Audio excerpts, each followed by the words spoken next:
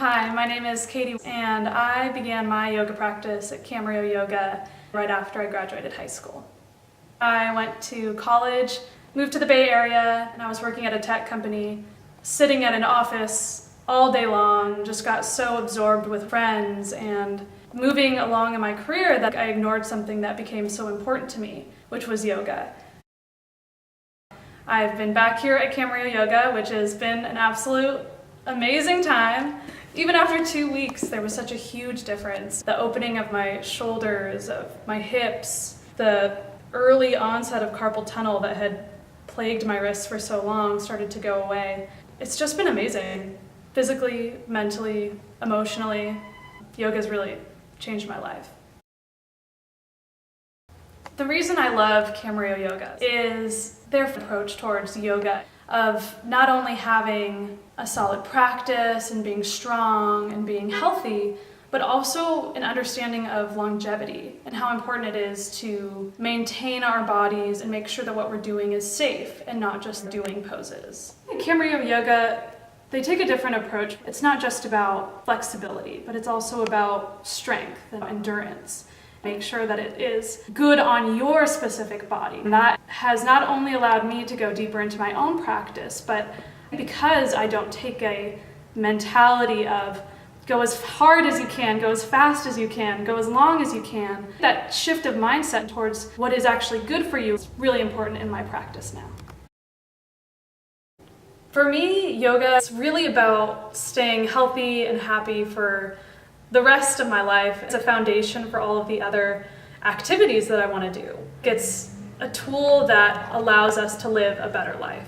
All of the different inputs that we receive throughout the day, it makes for a very complex and stressful life. And yoga is so good at reducing some of that stress and anxiety we carry around every day. And with yoga, it's just an opening of the body and the mind. It adds such vitality to my day. It makes life so wonderful. With the deep diaphragmatic breath, it helps to put us at ease in a difficult pose. That is a lesson that translates off the mat as well in life, that when we encounter stress and when things don't really go our way, how can we invite breath? How can we invite peace into our life, into that moment? And that really helps us to navigate those situations and live a better life. My advice to anyone who's interested in yoga is a Chinese proverb I think is quite relevant. The best time to plant a tree was 20 years ago. The second best time to plant one is now. So get started on your yoga practice. It's amazing. It will change your life. I could not recommend it more. So I have one last question. Why don't you use a mat when you practice? Oh gosh! There's so many reasons I don't use a mat. One is I think that there's a connection that we have to the ground. Using a mat is great and helpful, and it protects your knees, and if you sweat a lot, it helps you not slip as much. But I also think that yoga is about just you showing up to the practice. You don't need anything else to be in your body, independent of material possessions. And who did you learn not to use a mat from?